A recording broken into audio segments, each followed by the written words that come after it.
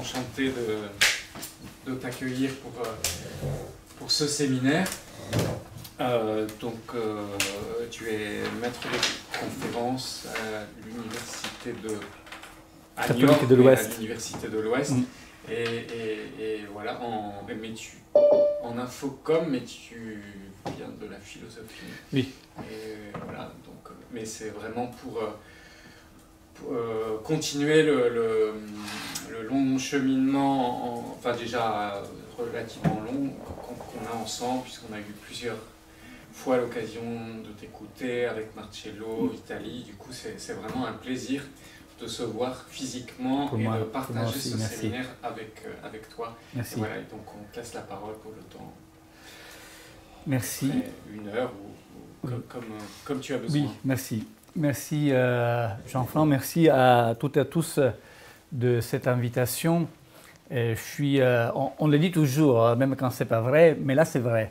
Je suis vraiment ravi, comme on dit toujours, d'être ici parce que les questions concernant les écrans, les interactions avec les écrans constituent un des objets de mes recherches.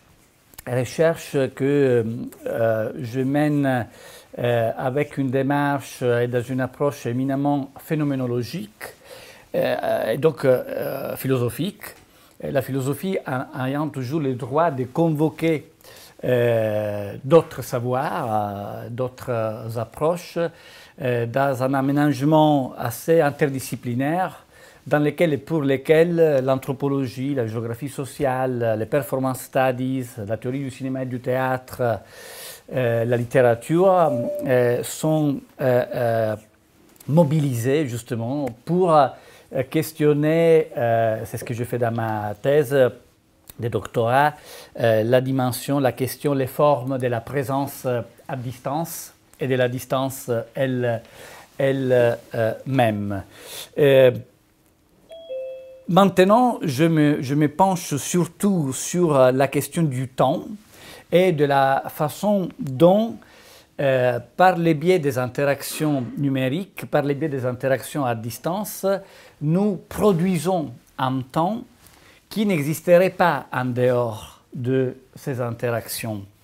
C'est notamment le cas de ce que nous appelons les temps réels.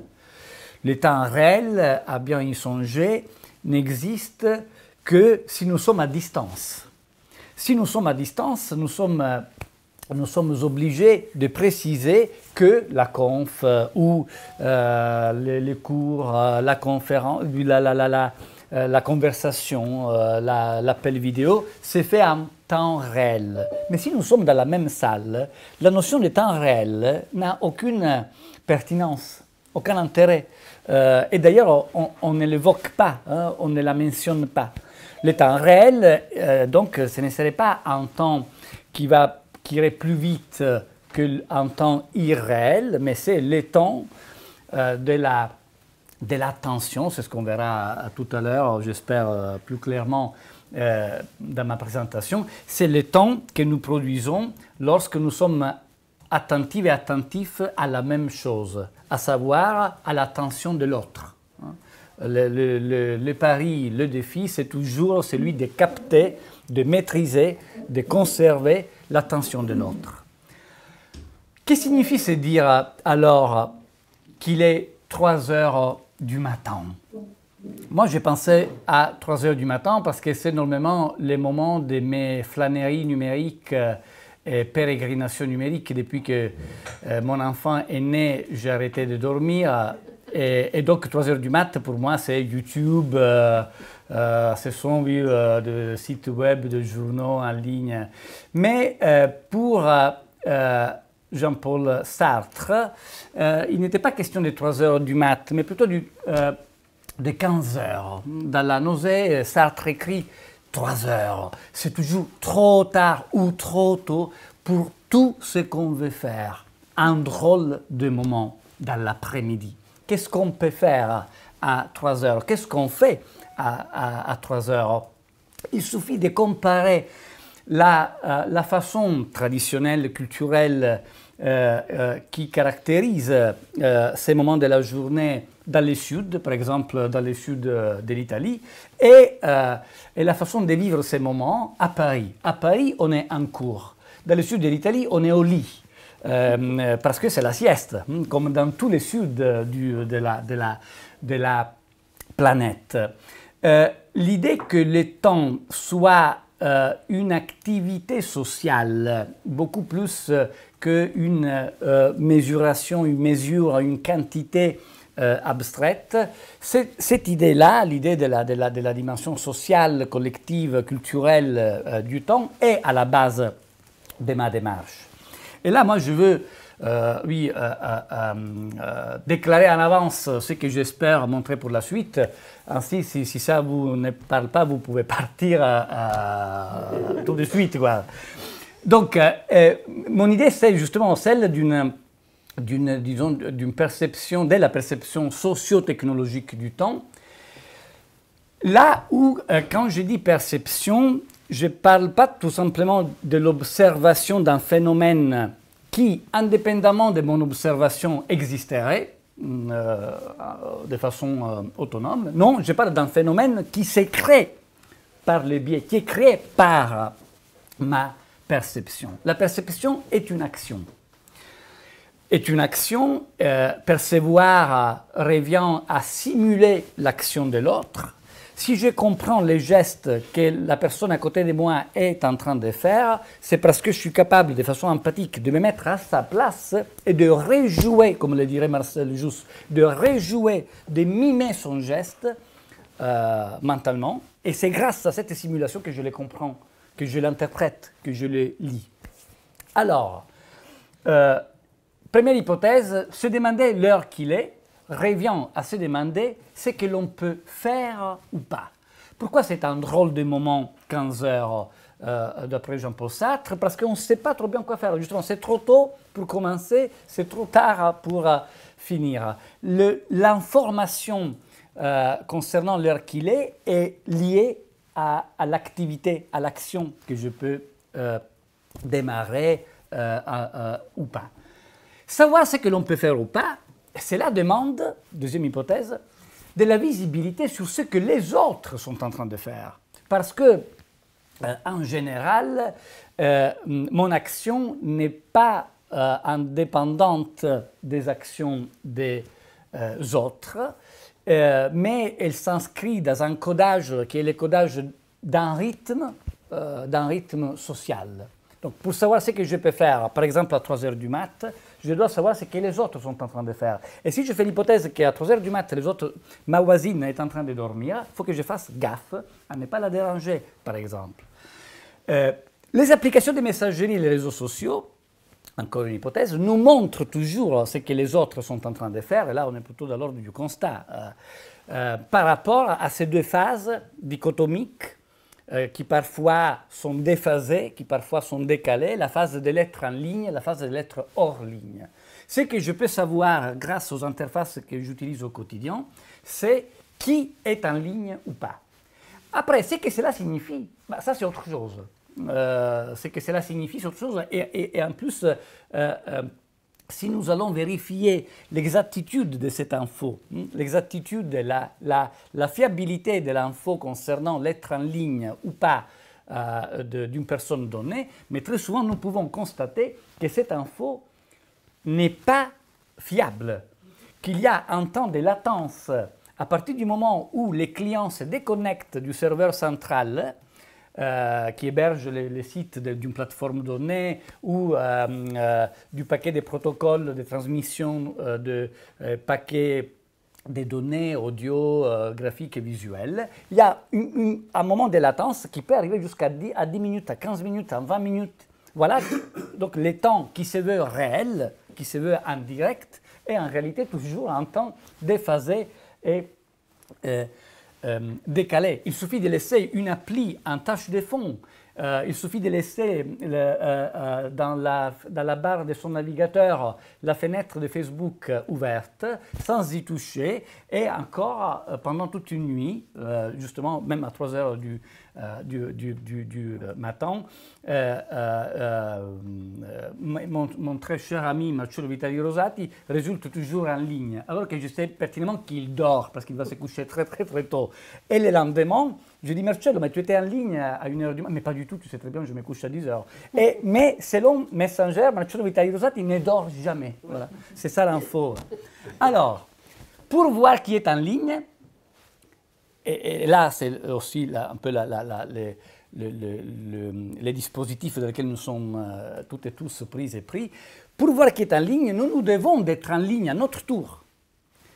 Je ne peux pas savoir qui est en ligne sur WhatsApp sans être en ligne moi aussi. Et c'est là que donc l'observation de ce que les autres sont en train de faire consiste en réalité dans une simulation qui s'apparente presque dans ce que moi j'appelle rituel propitiatoire. Je vais en ligne pour que les autres se manifestent en ligne. Mais tout simplement parce qu'en réalité, je ne pourrais pas savoir s'ils le sont sans être en ligne moi aussi. Dans ces dispositifs, l'info sur l'heure, comme étant un contenu objectif, il est 3h, il est 3h15, il est 3h20, est secondaire par rapport à l'info que j'ai sur l'activité que l'autre personne est en train de faire, par exemple écrire ou lire, ou qu'elle vient de faire. Et on verra donc là l'importance des marqueurs temporels, les fameux il y a 5 minutes, il y a 1 heure, il y a 1 an, il y a 3 ans.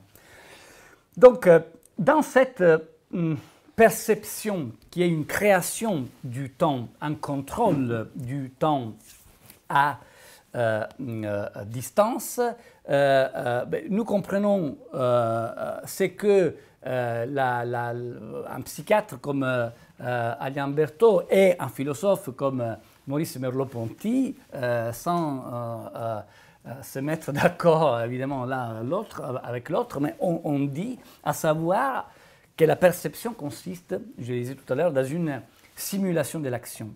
Et que c'est à travers la compréhension du geste de l'autre personne que je peux mieux jouer mes gestes à moi, et vice-versa. C'est à travers la connaissance, la familiarité que j'ai avec mes gestes, et c'est un Italien qui le dit, que je peux comprendre les gestes de l'autre. Et lorsque nous sommes en ligne, au même moment, justement, en temps réel avec l'autre personne, mais c'est un peu comme dans les tangos, quelqu'un doit conduire et conduit, et puis la conduction passe à l'autre personne, et parfois on multiplie les conversations, et on se retrouve à parler de deux choses différentes, et on mène deux conversations en parallèle. C'est la raison pour laquelle récemment WhatsApp, par exemple, nous permet de sélectionner un message, de répondre à un message précis pour qu'on comprenne un peu mieux de quoi il s'agit.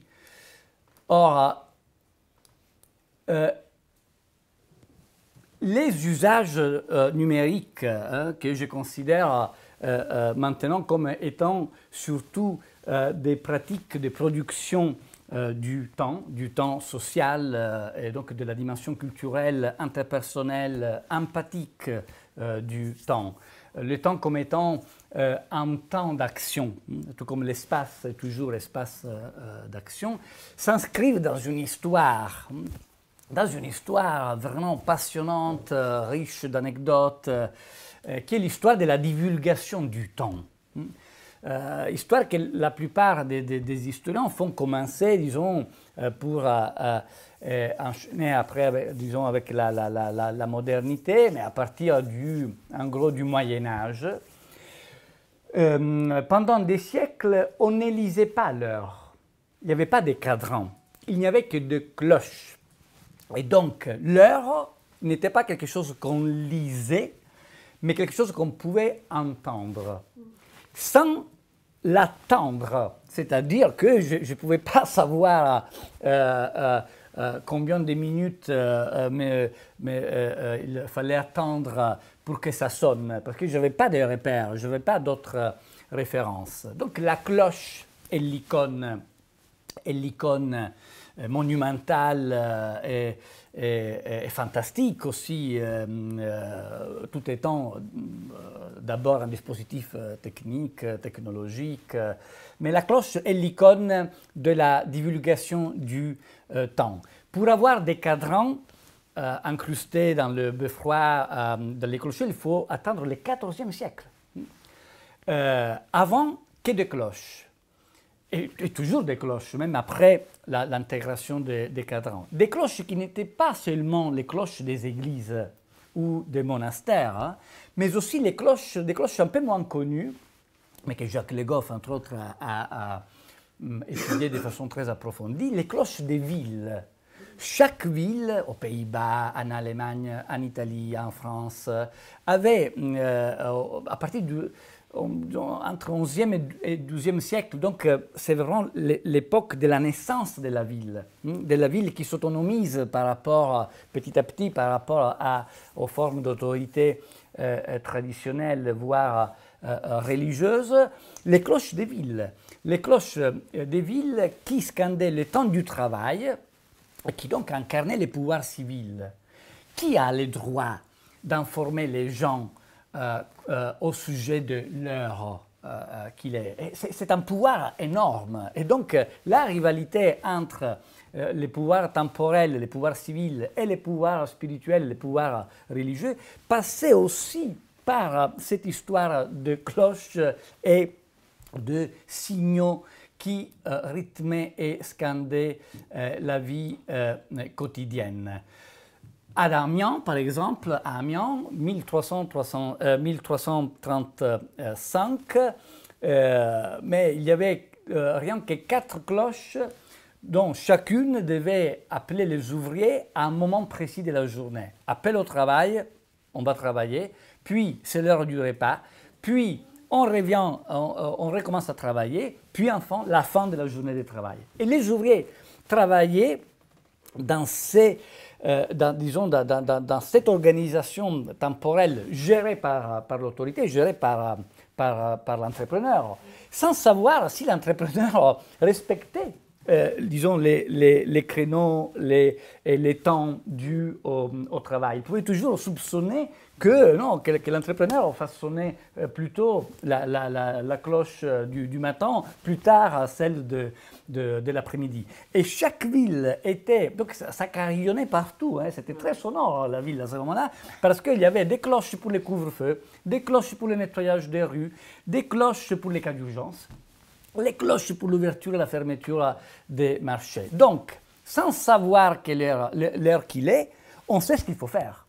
C'est là que donc l'information fondamentale est moins liée à l'heure qu'à l'action, qu'au rythme, à la scansion du temps, plutôt qu'à la mesure.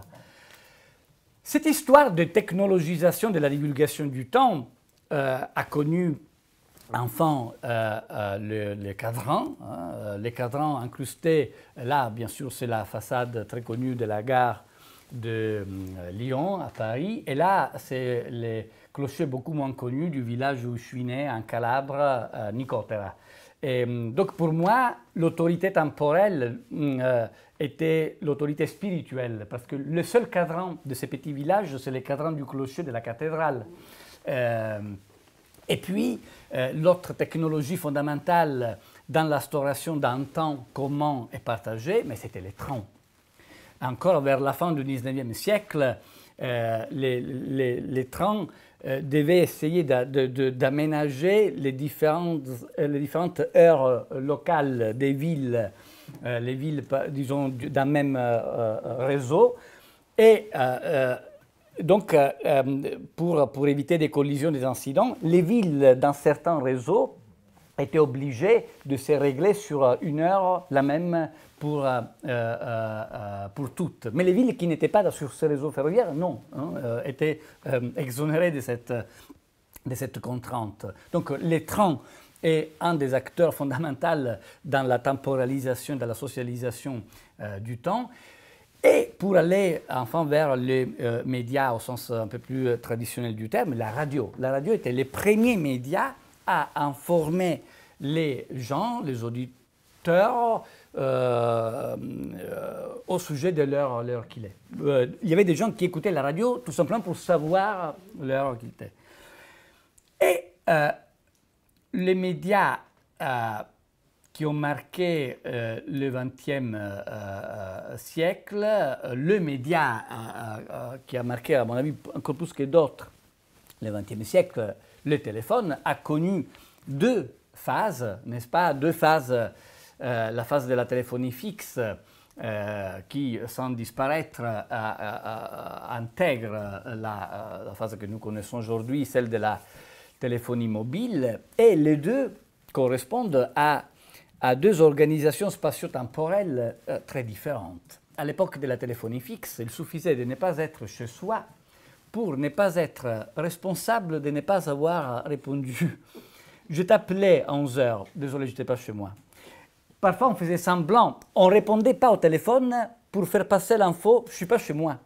Et donc, on détournait l'appel pour faire passer l'info fausse d'ailleurs, de ne pas être à la maison.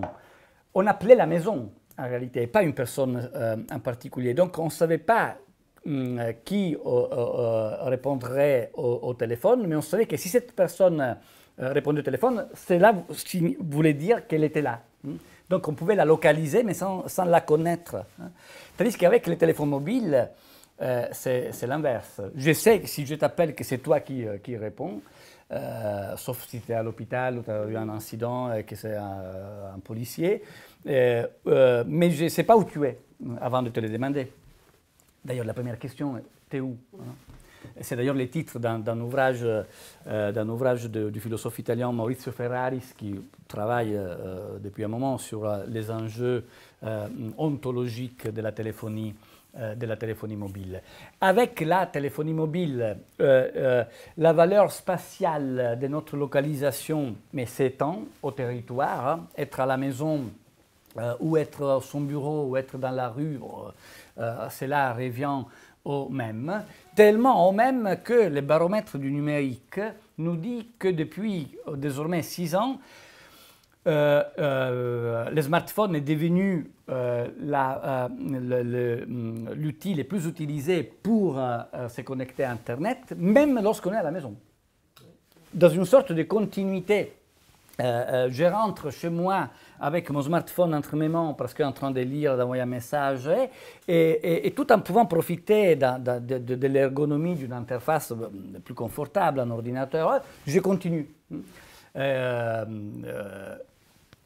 L'année de confinement avait modifié cette expérience parce que les gens étant tout le temps à la maison, nous étant tout le temps à la maison, on a compris qu'on pouvait plus facilement utiliser un ordinateur plutôt que un smartphone. Donc le téléphone intervient dans cette histoire de socialisation du temps et en créant une sorte d'homogénéité, de continuité, la continuité de l'être joignable. C'est une forme de présence qui s'inscrit vraiment dans notre chair, qu'on incorpore dans ce que moi j'appelle les corps-portements, les corps-portements de quelqu'un qui est censé être toujours joignable, toujours là, localisé dans le temps plutôt que dans l'espace, au moins beaucoup plus dans le temps que dans l'espace. Qu'est-ce qui se passe lorsque ces téléphones portables deviennent ce qu'on qualifie aujourd'hui de smartphones?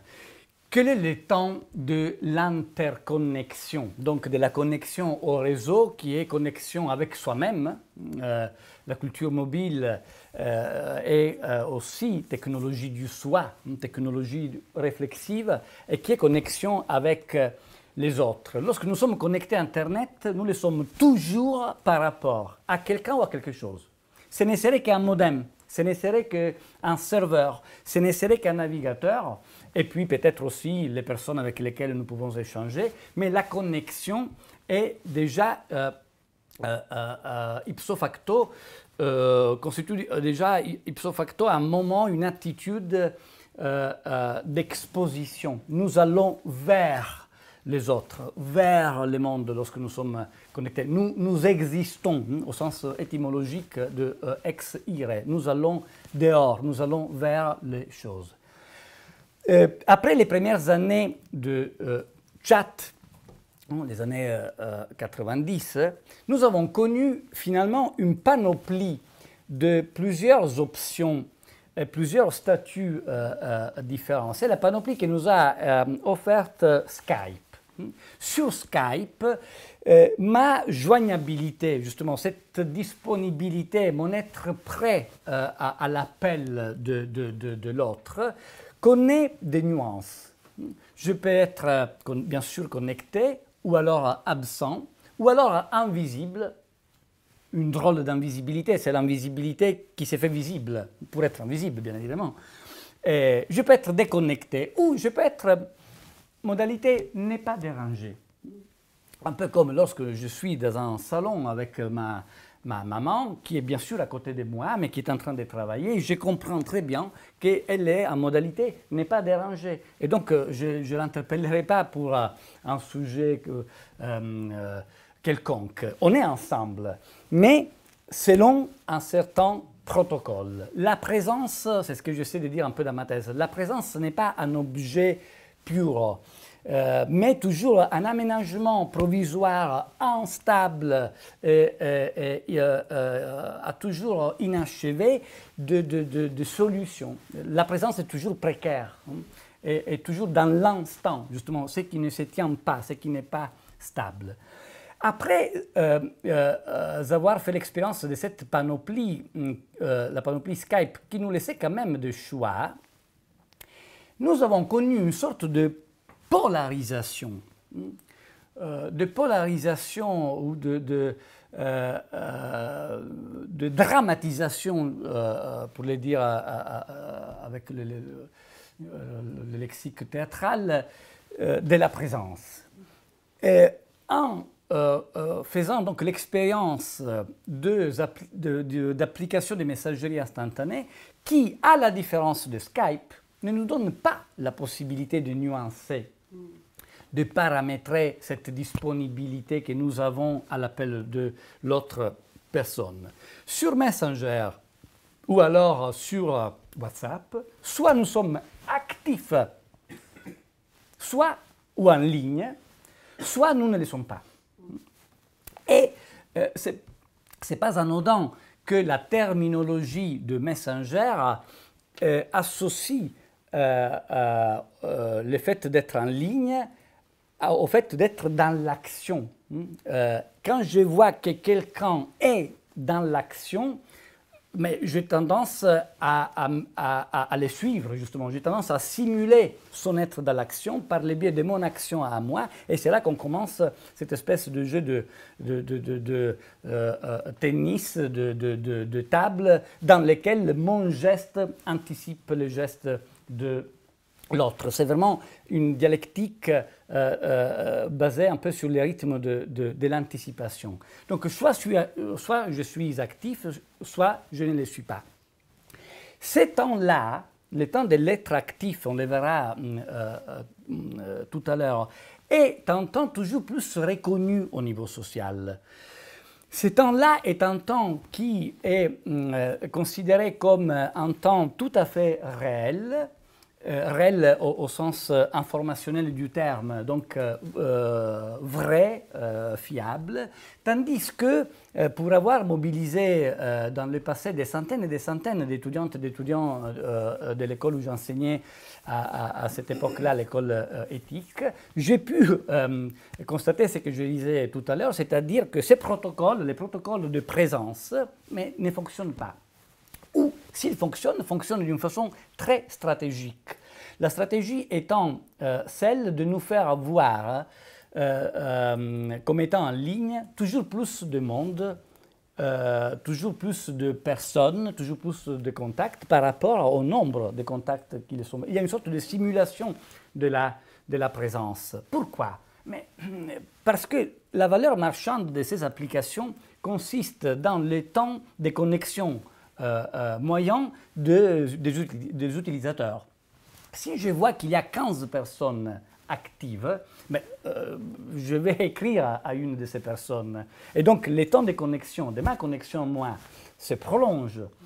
Essayez de multiplier ces quelques secondes, ces quelques minutes pour le nombre de connexions de tout un chacun et le nombre des utilisateurs d'une plateforme, et vous verrez bien que l'intérêt économique et marchand est là. Mais c'est notre présence qui fait l'objet de cette simulation. Et cela nous touche vraiment dans une structure fondamentale de notre être au monde. Si nous allons un peu plus en détail, sur WhatsApp, nous connaissons toujours plus des signes qui, un peu comme les cloches du Moyen-Âge, sonnent pour signaler qu'un message est en cours d'envoi, qu'un message a été envoyé, qu'un message a été reçu, qu'un message a été lu, que l'audio, le message vocal est prêt, que l'audio a été écouté. Là aussi, nous avons ces infos par le biais des notifications de lecture que toujours plus de clients désactivent, justement pour essayer de s'échapper par rapport à cette contrainte. Et à partir du moment où je sais que tu as lu le message, à partir du moment où ça bleuit, la double encoche a bleuit, mais tu ne peux pas nier. Tu ne peux pas nier, d'autant plus qu'entre WhatsApp et toi, moi je crois WhatsApp. Et je me trompe. En réalité, parce que je crois que WhatsApp ne peut pas avoir des raisons pour me mentir, alors que WhatsApp peut avoir des raisons de me mentir, tout comme Messenger aussi. Mais c'est vrai qu'entre la machine et mon conjoint, on verra ensuite les ravages que ça produit dans des couples. La jalousie, les crises de confiance, j'en sais quelque chose, bon, laisse tomber. Et parfois, nous avons l'intérêt à ce que l'autre ne sache pas que nous avons lu son message. Et donc, c'est une technique que Desserteau aurait intégrée à son invention du quotidien. Qu'est-ce qu'on fait? Mais on passe en modalité avion, on ouvre les messages. Ah, ça, c'est quelque chose qui peut... Ah oui. Tu passes en modalité avion. Oui, tu vas tester. Tu ouvres les messages, tu les lis, mais l'autre personne n'a pas la notification. Donc, tu peux te barrer. Ah oui. Et voilà. Et dans ce jeu-là, on joue avec la visibilité et l'invisibilité. Quand on dit se voir en ligne, parfois on abuse de cette expression. Mais les se voir en ligne n'est pas que optique et facial. Là, je te vois en ligne. Même si je n'ai pas ton visage, et d'ailleurs la visagerie numérique, ce que j'appelle visagerie numérique, n'est pas que faciale, et surtout sémiotique et socio-sémiotique. Là, je te vois en ligne. Ces signaux-là remplacent la mimique de mon visage. Quand nous parlons avec quelqu'un au téléphone, par exemple, si au bout d'une minute, l'autre personne ne nous accompagne pas avec des phonèmes genre « Ah bon » ou « rien », me dit « Mais t'es là ou pas ?» Ça, c'est le protocole de la présence au téléphone. Si nous sommes en vis-à-vis et que je vois aucun signe, aucune réaction sur ton visage, je te dis, mais t'es là ou pas? Là, ces signaux-là remplacent justement le hochement de la tête, remplacent les micro-mouvements des lèvres, des paupières. Ils me disent si l'autre personne est en train de me suivre ou pas. Sinon, je pourrais, paradoxalement et théoriquement, je pourrais toujours demander « T'as lu mon message? T'as lu mon message? T'as lu mon message ?» Je ne dois pas le faire grâce justement à ces notifications qui scandent ce que Yves Citon appelle le suspense gestuel. Parce que là, nous sommes vraiment dans quelque chose qui est toujours en train de se faire. Et c'est la première caractéristique, voilà, de ce temps qu'on produit ensemble. Et si la cloche était l'icône du temps et de la socialisation du temps au IIe siècle, si le cadran l'est devenu ensuite, aujourd'hui, le signe de notre vécu temporel quotidien, ce sont ces 3 points de suspension qui, comme l'aurait dit Queneau, bulbulent dans des rectangles, dans des cercles. Ces signes syntactiques dont l'histoire a été tracée par Jean Rau, histoire d'un signe de ponctuation qui s'invite très tard dans la ponctuation française, qui fait son apparition dans la littérature théâtrale, parce que dans la littérature théâtrale évoque les temps gestuels, les temps que l'acteur remplit entre les mots avec sa présence corporelle. Donc c'est un signe qui incorpore le délai entre les mots et les actes, les délais qui font partie de la dramaturgie. Alors nous sommes dans l'inachèvement syntactique, lorsqu'il est question de points de suspension, nous sommes dans une incomplétude sémantique. Je ne sais pas achever ma phrase, je ne la complète pas, je te laisse peut-être interpréter, je te laisse penser. Et nous sommes donc dans l'imperfection existentielle qui constitue notre être au monde, d'après Jean-Paul Sartre, d'après Martin Heidegger. Nous sommes dans l'être en train de. Un être en train de, être en train d'écrire, être en train de lire, être en train d'agir, de réagir, qui ne s'achève vraiment mais jamais. Jamais. Or, je viens de dire que le fait de se voir en ligne n'est pas forcément facial, n'est pas forcément optique au sens oculaire de l'expression. C'est plutôt une question de tension.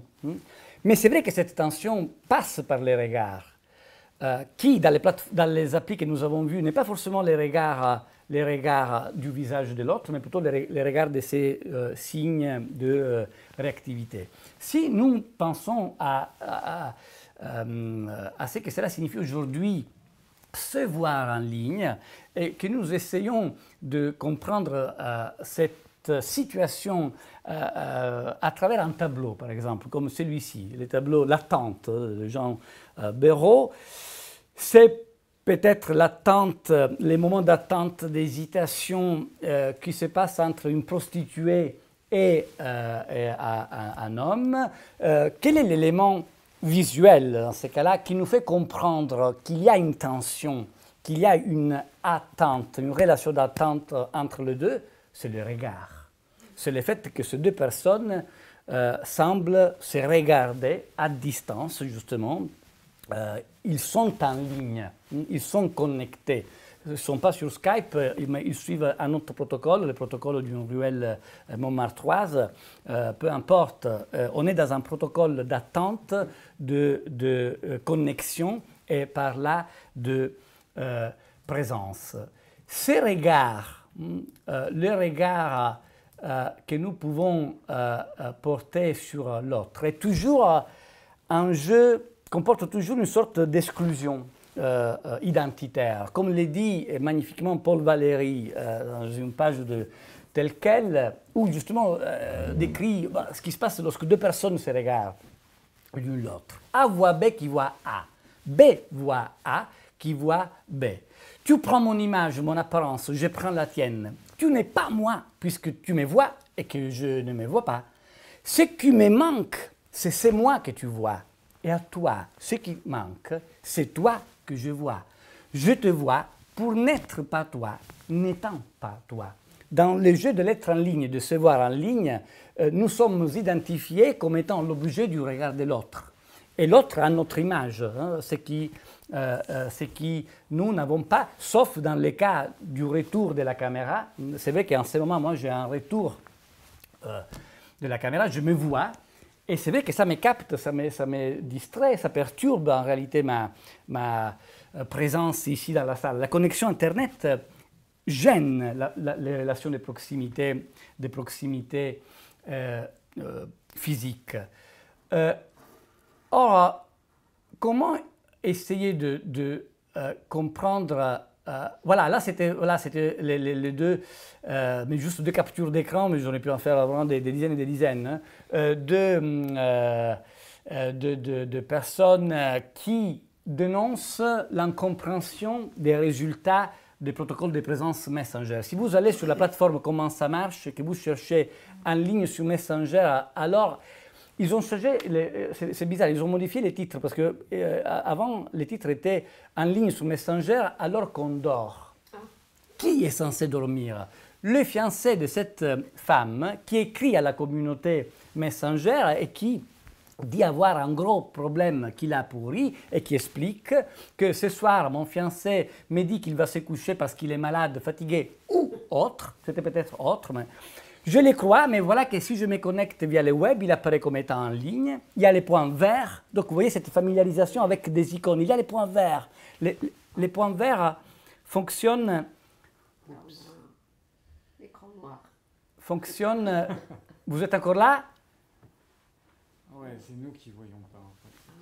Mais ça va revenir. L'écran vert fonctionne comme la cloche. Hein.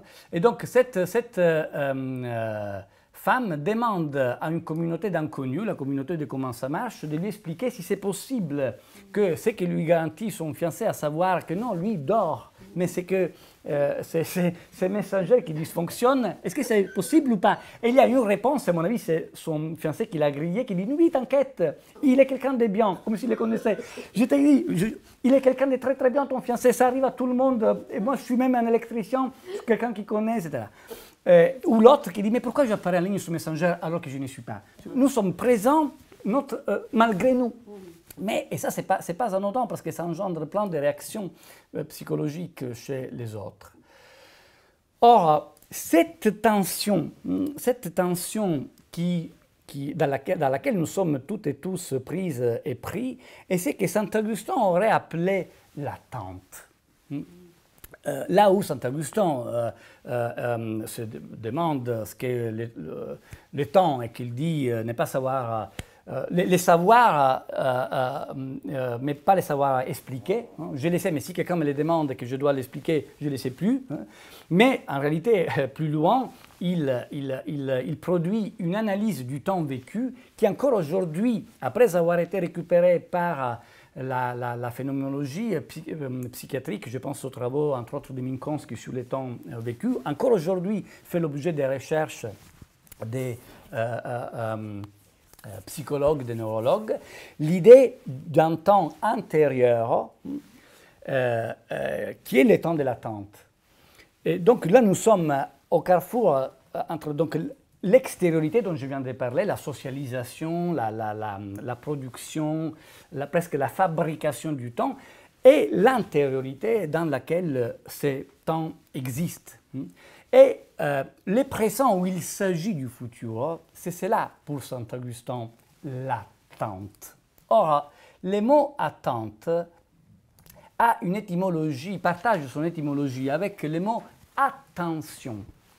C'est la même étymologie. Ad tendere, en latin, signifie se pencher sur quelque chose, se consacrer à, c'est vraiment physique, hein, c'est l'effet de s'approcher de quelque chose pour faire attention, pour prêter attention. Et d'ailleurs, en allemand, présence, c'est Gegenwart. Gegenwart signifie se tenir debout devant quelqu'un d'autre. Être vraiment dans le regard, dans le face-à-face, dans les vis-à-vis. Dans les vis-à-vis. Or, cette attention a une double valeur. Une valeur psychologique et une valeur éthique. La valeur psychologique au sens de la concentration, être attentif au sens de la concentration, et la valeur éthique qui est plutôt celle du prendre soin de quelqu'un.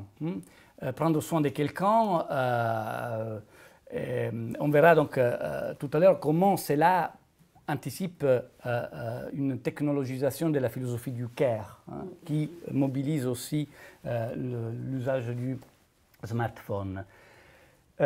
Cette attention, qui est une forme de futur, a besoin d'informations qui, en réalité, elles, sont plutôt ancrées dans le passé. Ces informations sont les notifications.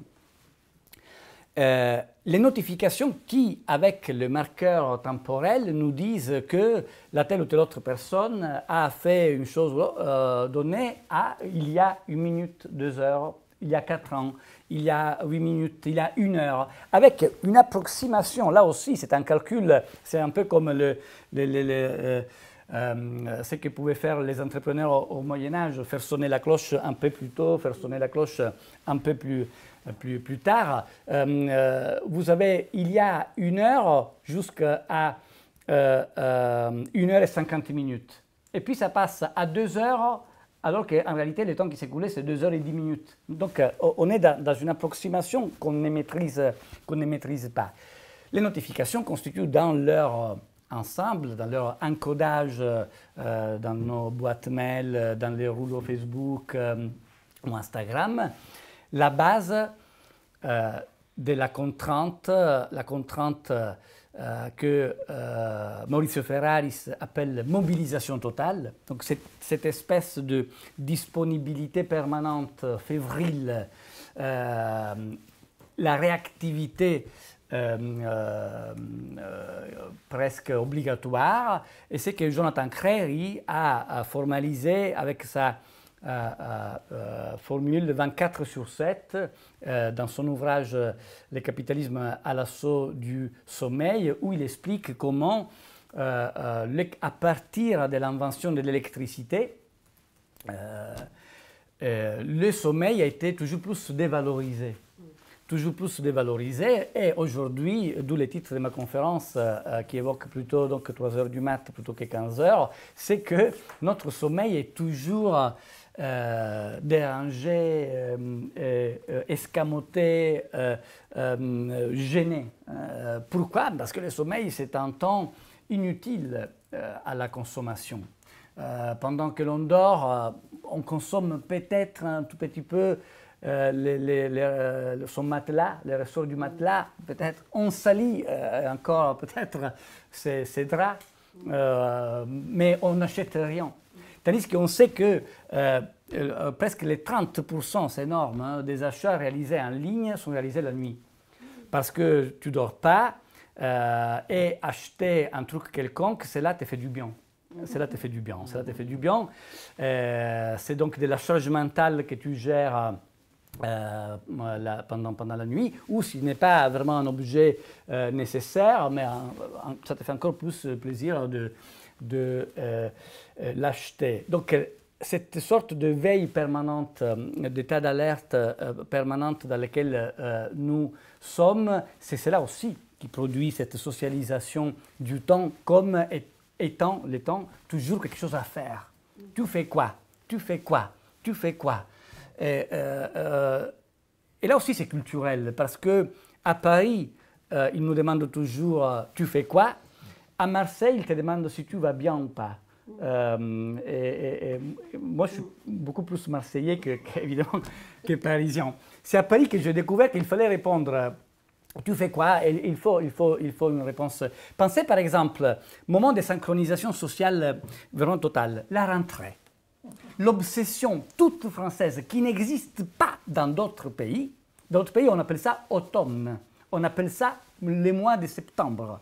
La rentrée, ce n'est que française. T'es prêt pour la rentrée? Oui. Mais qu'est-ce que ça veut dire? Et moi, mais qu'est-ce que ça veut dire en août, être prêt pour la rentrée? Mais pourquoi en août?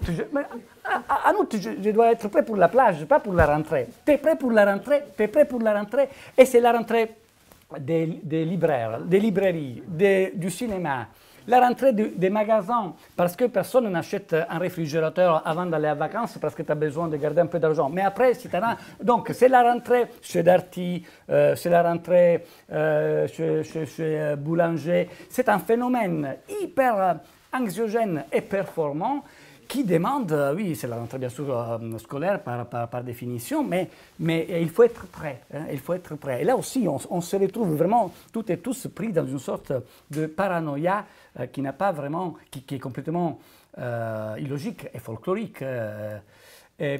Or, le temps les temps que nous vivons à travers, on revient aux plateformes numériques et aux pratiques numériques. Donc on a parlé du temps comme de lettres en 32, on a parlé du temps comme du temps de notification, et donc quelque chose qui s'encode, qui s'inscrit dans le passé.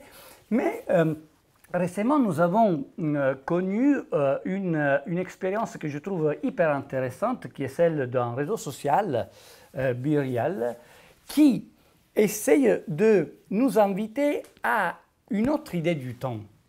Et c'est hyper intéressant au niveau philosophique. BeReal dit que ces moments sont des moments authentiques. Et pourquoi ils seraient des moments authentiques? Parce qu'aléatoires. Donc l'idée serait que les temps hyper organisés, hyper aménagés, hyper calculés, marqués de Instagram, Facebook, WhatsApp, c'est pas réel, c'est un artefact social. Est-ce que tu veux un moment réel? Désorganise-toi.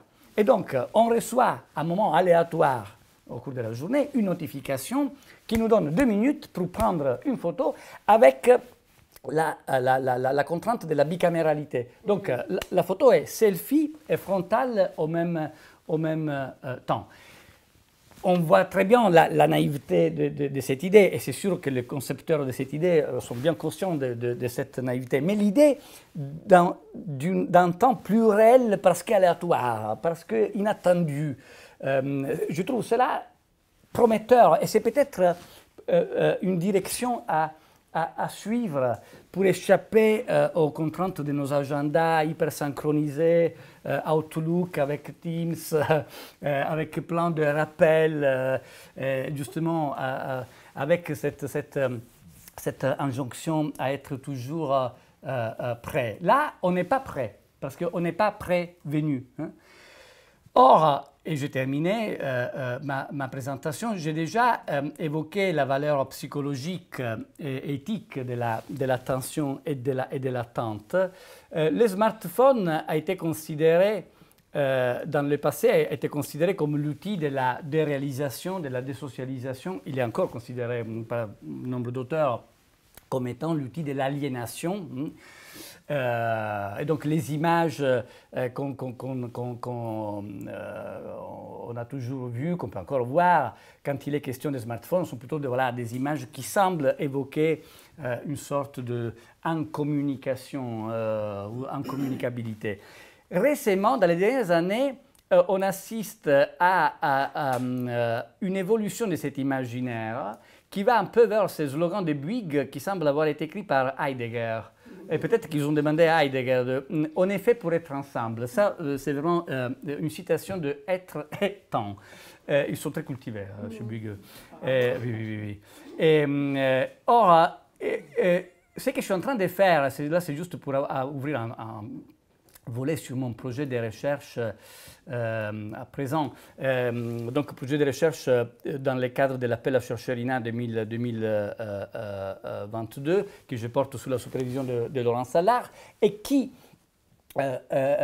explore l'imaginaire télépublicitaire de la culture mobile, donc par le biais des archives des collections de l'INATEC, de 1994 à 2021, pour observer comment cet être ensemble dans les temps, tout étant distant dans l'espace, est contourné et par la production d'un imaginaire pour lequel le smartphone devient l'outil du cœur.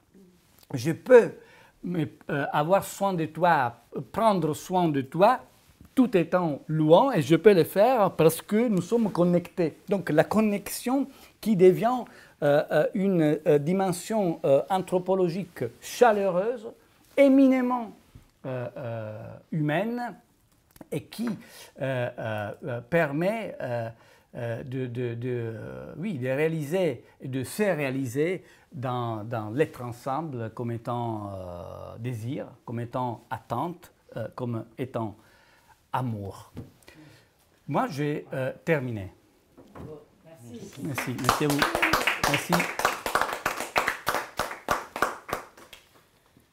Merci à toutes et à tous. Merci à celles et ceux qui sont ici. Merci à celles et ceux qui sont connectés Et il y a un autre, mon ami et collègue Joël Langonnet, qui sera l'intervenant en PEC le 3 février. Merci beaucoup, merci. Bah donc du coup, des réactions, des questions, aussi bien à tout le monde. Tout le monde peut prendre la parole. Ouais, moi je suis direct parce que je trouvais que c'était très intéressant de faire voir, parce que j'avais jamais pensé à l'aspect surveillance de soi-même et des autres qui était intrinsèque finalement aux indices présents, la lumière verte. Et franchement, je trouve ça super intéressant cette présence fantôme de nous-mêmes en ligne. Et ça m'a rappelé le film d'Alain Resnais, Mon oncle d'Amérique, dans lequel Henri Laborie, qui est un grand neurobiologiste français, l'avait montré de quelle façon, donc il prenait, lui son expérience c'était avec des rats de laboratoire, donc il les mettait sous contrainte, c'est-à-dire sous pression, il électrisait les plaques, les grillages sur lesquels ils étaient, les rats, et donc du coup il y avait deux réactions des rats. Les rats donc étaient évidemment les métaphores des hommes, hein, c'était pour illustrer des comportements humains, et les rats donc soit ils devenaient agressifs avec les autres, sous l'effet de soit ils devenaient dépressifs et ils se laissaient... Et je me disais que, en fait, c'est un peu ça, parce que ces conduites-là, disons, enfin, je veux dire, on est manipulé d'une façon très très profonde, finalement, et du coup, ça doit rentrer dans le truc burn-out, ceci, cela, enfin, on est tout le temps, on essaie d'expliquer pourquoi les gens sont sous pression, et je veux dire, il n'y a pas que des chefs qui sont oppressifs, quoi. Il y a tout le conditionnement, disons, artefactuel dans lequel on est, et je trouve que c'est très intéressant à développer parce que, voilà, on est dans un formatage social par les machines et qui est quand même, voilà, assez contraignant et qui ont des conséquences, quoi. Tout à fait. On pourrait se dire, merci Christine de ta remarque, on pourrait se dire que cela a toujours été le cas. On a toujours construit l'espace et le temps et nos rapports par le biais aussi de l'ingénierie, de supports différents, papier ou autres. Là, oui, ce qui fait la différence, c'est le pouvoir économique et politique de ces acteurs, très peu nombreux en réalité, qui semblent imposer des visions du monde, par rapport auxquelles, par exemple, BeReal, qui est encore très anecdotique en termes d'impact et de popularité, mais BeReal, par exemple, constitue une autre idée. Et ici, j'imagine que Marcel et Hélène ont dû bien présenter Stilo. Voilà. Et Stilo, c'est un éditeur de texte qui nous permet de ne pas écrire avec ce que nous considérons comme étant des éditeurs de textes alors qu'ils ne sont pas, et qu'on utilise même comme des métonymies. Envoie-moi un Word. Oui. Ça veut dire texte Word. Mais donc ça veut dire pensée, ça veut dire idée.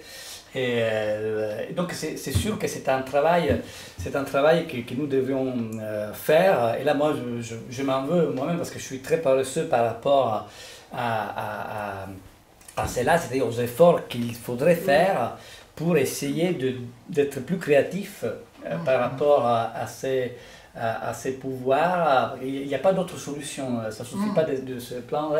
Il faudrait justement inventer Stilo, inventer BeReal, inventer d'autres manières de contre-pouvoir. Oui, de contre-pouvoir. Oui, on est vraiment dans une logique de contre-pouvoir, je crois.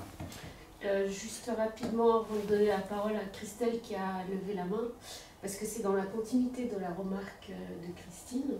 En t'écoutant, je me disais, oui, on a souvent entendu les GAFAM comme voleurs d'attention et de temps, voleurs de temps. Et ça m'a rappelé aussi autre chose, mais parce que j'étais membre du jury d'une thèse en ingénierie il y a 2 ans, et l'ingénieur en question, en fait, essayait d'étudier le temps dédié à l'innovation, parce que c'était dans une école d'ingénieurs qui avait des défis avec les industriels, et il a fait une comparaison mondiale, en fait, des temps contraint, restreint, justement avec une question qui est proposée par les industriels pour résoudre leurs problèmes, leur proposer quelque chose. Et quand tu disais que la nuit, Oui. voilà, c'est un temps perdu, bah, les hackathons, c'est un temps de récupération des 24 heures, 48 heures, 72 heures d'hackathon d'affilée. Et on voit des gens qui se relaient, finalement, pour que le corps supporte. Parce que, Oui. Voilà. Donc, qu'est-ce que tu penses de tout ça? Est-ce qu'il y a des... Est-ce que ça te fait penser à ce que tu as dû voir, lire ou réfléchir? Oui, c'est que parfois, parfois nous simplifions un peu peut-être les cadres en disant c'est les GAFAM. Oui. Oui, mais moi je n'écris pas à Monsieur Zuckerberg. Moi j'écris à ma compagne. Moi j'attends pas que Larry Page réponde à mon message. J'attends que mon ami le fasse. Donc c'est nous qui produisons avec des instruments qui ne sont jamais anodins et qui nous acheminent, c'est sûr. Mais c'est nous qui produisons, mais qui produisons aussi, je veux dire, quelque chose qui peut être très poétique, quelque chose qui peut être très humain. La communication à distance aujourd'hui intègre les relations de proximité. Moi, il y a des choses que j'écris, que je dis plus facilement à ma compagne via WhatsApp que lorsqu'on est à table. Et je pense que c'est tout à fait humain. Parce que on ne dit pas une chose au téléphone comme lorsqu'on est en vis-à-vis, parce qu'on n'écrit pas une chose dans une lettre comme dans un mail, et il y a toujours quelqu'un qui dit oui mais c'est pas la même chose. Mais c'est laquelle cette même chose? La même chose n'existe pas. N'existe pas la même chose. Il existe plusieurs façons d'être, de communiquer par les biais de la communication via Messenger. Mais on peut faire, et on connaît des artistes, mais sans être des artistes, lorsqu'on est amoureux de quelqu'un et qu'on s'écrit pendant des heures et des heures sur Messenger et que vous voyez ces 3 points de suspension qui s'animent, mais c'est un moment franchement que je trouve extraordinaire. Moi, j'aime écrire à la personne que j'aime, même si je pourrais lui parler le lendemain. Donc il y a aussi, ce qui se passe, c'est un changement du statut de l'écriture qu'on a toujours associé à quelque chose de posthume. Oui. Je pense une chose, puis je l'écris. Alors que là, j'écris sans savoir ce que je vais écrire. Parce que nous sommes pris dans une vitesse qui s'apparente de celle de l'oralité. Mais attention, c'est l'écoute qui change aussi. C'est-à-dire, mais juste pour moi, les étudiants les savent, je parle toujours de ma vie. Je parle toujours de ma vie. Et récemment,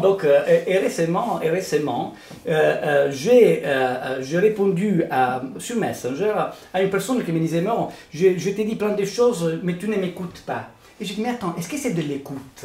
Celui que je peux te donner sur Messenger, mais peut-être pas en réalité.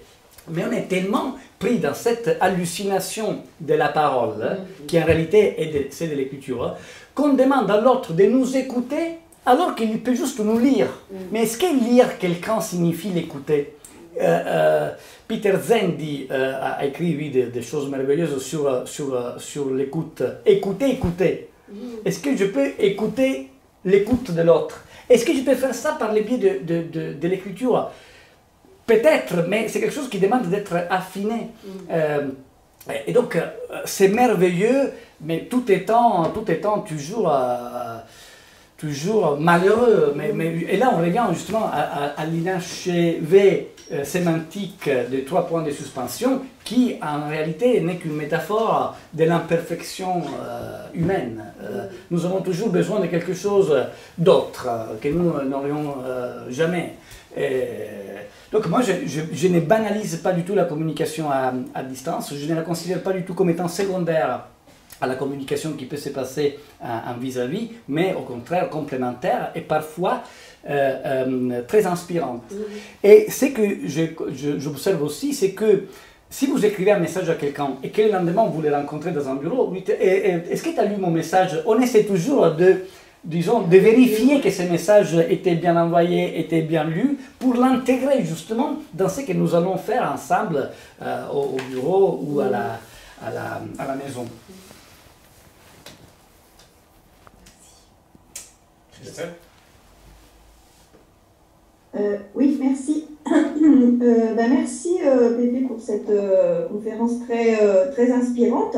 Vraiment, ça m'a beaucoup parlé parce que c'est vrai que cette question de la temporalité dans les applications et dans la communication en ligne et également aussi, je pensais à la géolocalisation. C'est vraiment très fort, je trouve, et effectivement, ça induit des comportements. Et c'est intéressant, je trouve, de voir que finalement les applications essayent d'aller au maximum finalement de ce que ça peut être et de ce qu'on peut, et notamment je pense aussi à la géolocalisation partagée, etc. Et finalement ça induit une forme de contrôle des individus en quelque sorte les uns sur les autres. Ça fait un peu penser d'ailleurs, je crois que c'était Foucault qui parlait de ça, et on a l'impression en fait que même de manière, alors ça peut être dans un contexte amoureux, etc., mais je pense que ça relève mais pas forcément, ça peut être amical aussi, etc. Et en fait, ça relève de psychologie, en fait, où l'individu va réagir en fonction de ce qui lui est proposé, et on peut presque ne pas s'empêcher de réagir ainsi, effectivement, en voyant ah bah tiens, il y a les 3 petits points, donc la personne est en train de répondre, ou alors au contraire, bah, j'ai pas vu, tiens, il a lu ou elle a lu, et pourquoi elle me répond pas là, ou bah, pourquoi elle me répond pas, et etc. Et donc ça va induire un certain nombre de comportements, et paradoxalement, ce qui est intéressant, c'est de voir que je m'étais intéressée à une application intimiste il y a quelques années dans un colloque Impec, et où on voyait justement à quel point on poussait, mais on le voit aussi dans WhatsApp, etc., on poussait la chose à savoir où la personne est connectée. On le voit aussi dans l'iPhone, hein, on peut géolocaliser son enfant, etc., tout ça. Donc c'est des formes de contrôle, quoi, de contrôle sur le conjoint, de contrôle sur l'enfant, de contrôle les uns sur les autres. Ah bah tiens, la personne s'est connectée. On le voit aussi dans les sites de rencontres, par exemple, hein, typiquement, oui. Le fait de pouvoir voir les autres personnes en ligne.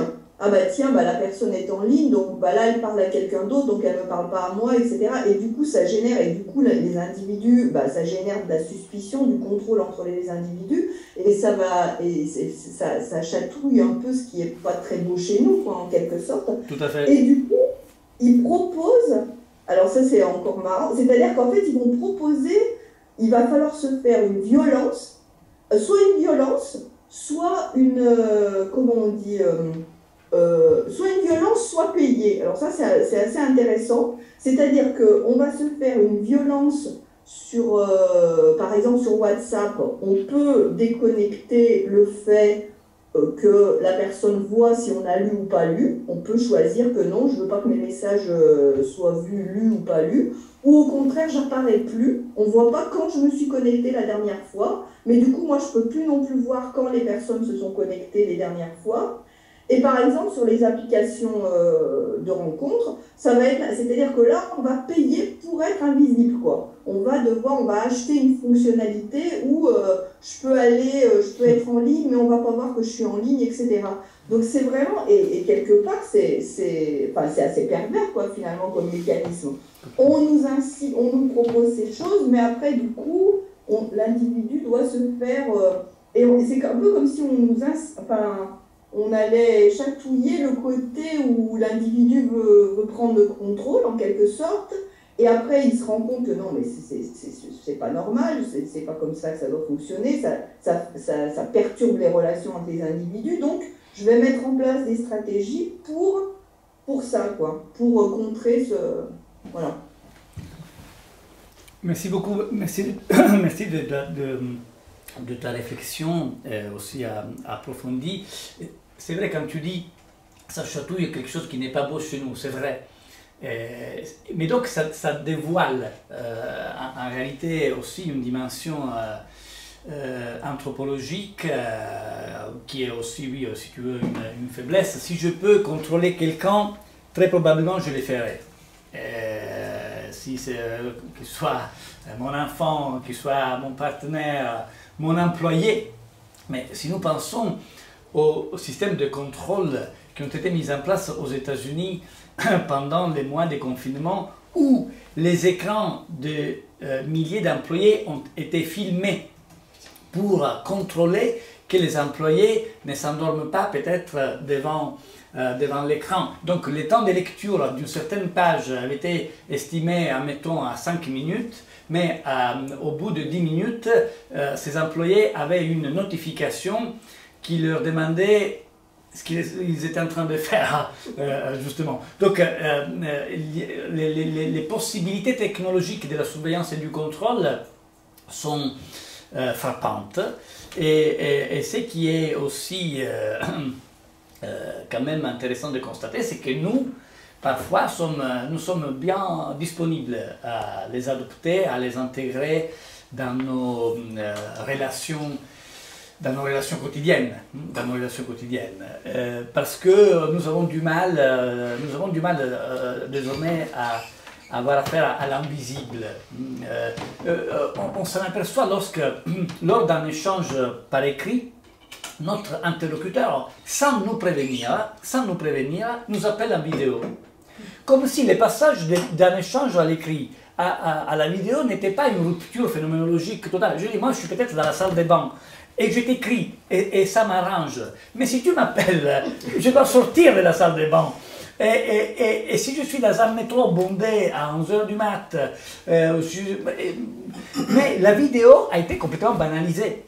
D'ailleurs, sur Messenger, ça clignote tout le temps, l'icône de la caméra. Ce sont des choix de design qui incitent des comportements. Comme quoi, mais appel, c'est plus simple. Hein, comme si ajouter des couches de contact, et donc la visibilité à la voix, c'était toujours, oui, le meilleur à faire, alors que c'est pas le cas. Il faudrait soustraire.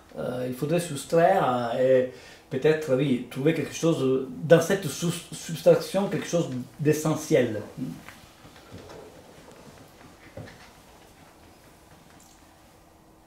Iliana, tu veux prendre la parole?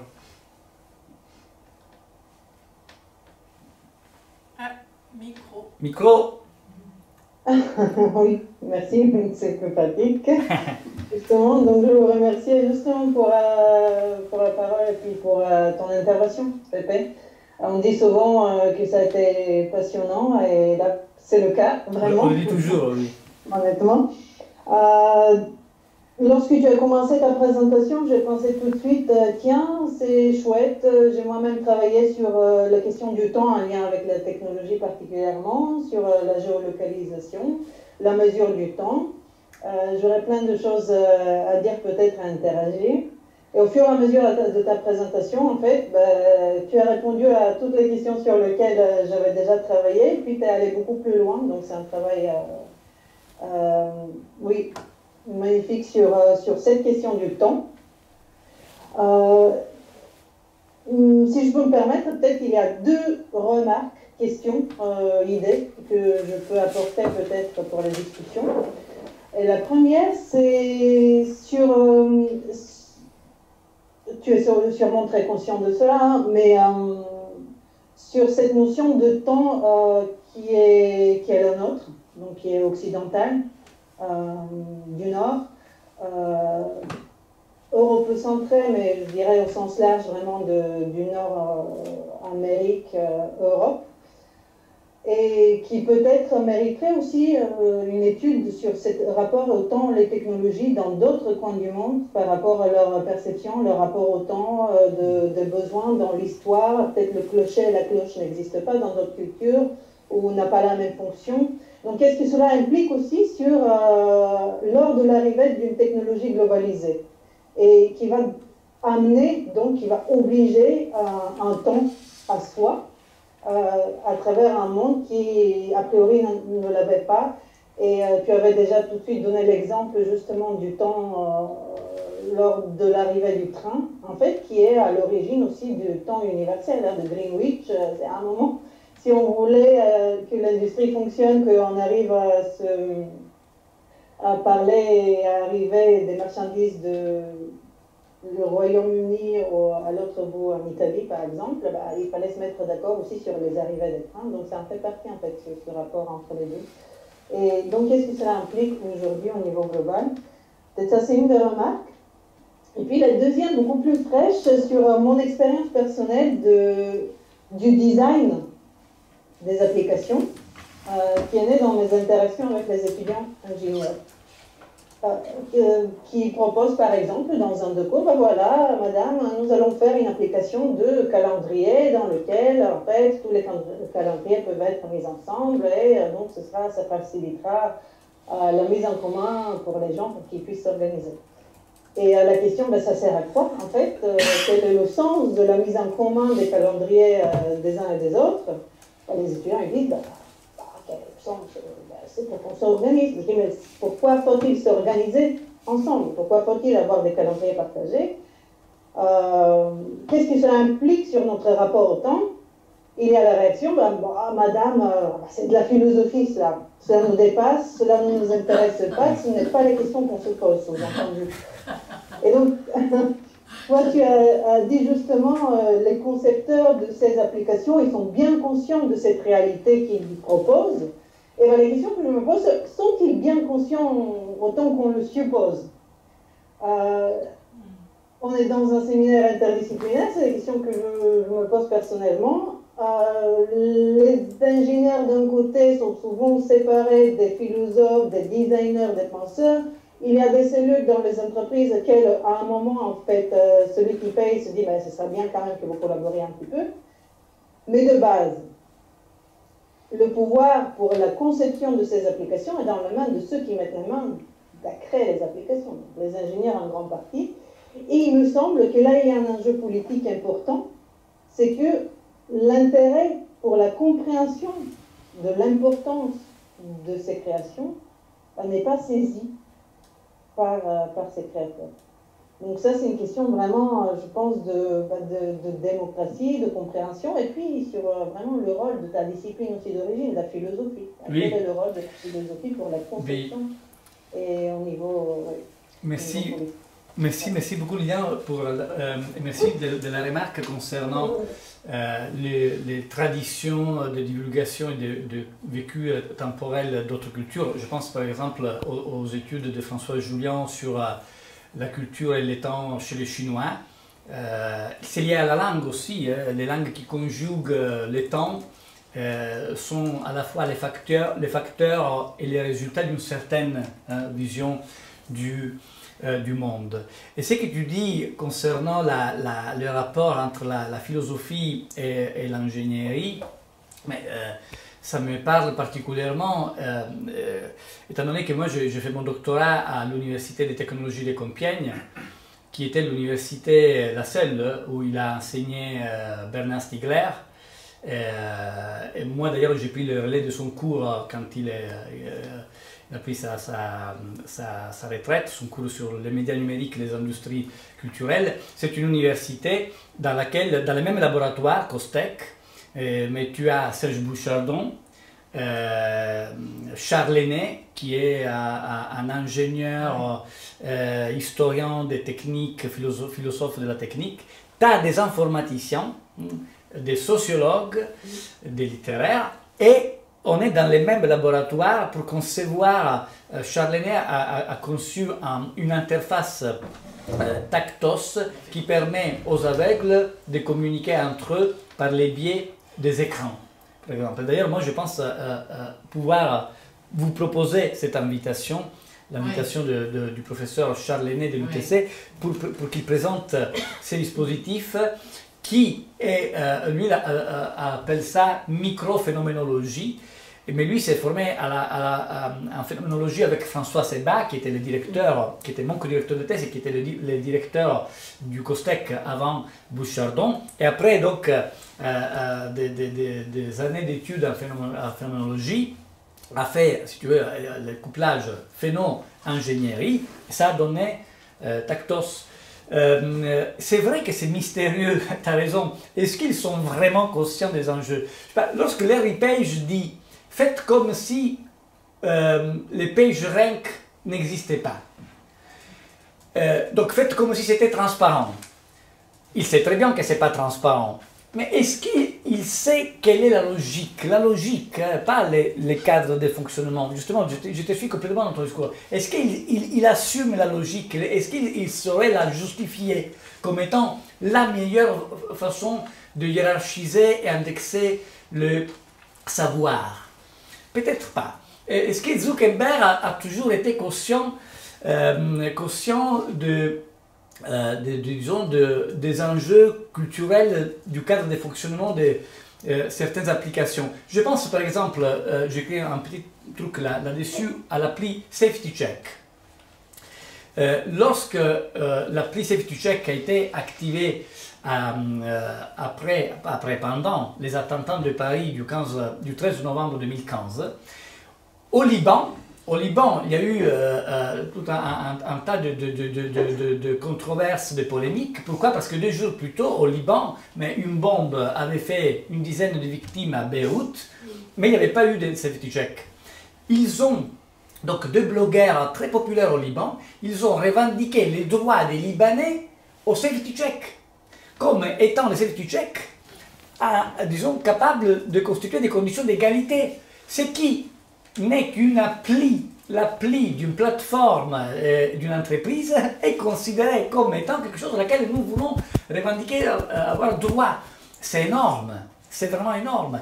Et même les safety check, avec son système de signalation de quelqu'un comme étant en condition de sécurité, tu pouvais signaler quelqu'un d'autre à son insu d'ailleurs. Ça aussi, c'est une idée d'ordre public, c'est une certaine idée de ce que c'est que la sécurité. Moi, par exemple, j'avais été signalé à mon insu comme étant en condition de sécurité chez moi par un ami auquel je vais parler par téléphone. Et lui m'avait signalé comme étant en condition de sécurité, mais tu sais que personne ne m'appelait d'Italie, et moi j'ai une mère, des tantes hyper anxieuses. Ils ne m'ont pas appelé parce qu'ils se sont dit, mais non, attends, sur Facebook, on vient de lire qu'il est en condition de sécurité, pas de raison de l'appeler.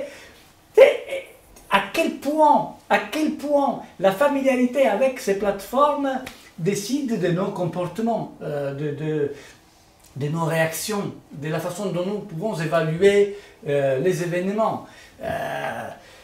Il y aura toujours quelque chose à dire là-dessus, parce que c'est jamais banal, c'est jamais évident. C'est jamais évident. Merci beaucoup de ta remarque.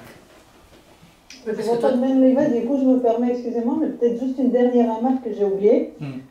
Toujours dans cette affilée de questions, c'est aussi peut-être que ce concept de temporalité, présence, distance à travers les écrans et de temps, en fait, est à évoluer. Et peut-être je me demandais si tu avais inventé un concept, un mot, une notion qui peut être d'adéquation aujourd'hui et suite à ton travail et qu'on pourrait utiliser justement pour nommer le temps tel que tu l'observes aujourd'hui. Oui, moi je suis pas trop content encore de ces néologismes qui serait chronolocalisation, parce que on connaît bien la géolocalisation, mais à mon avis la chronolocalisation est prioritaire.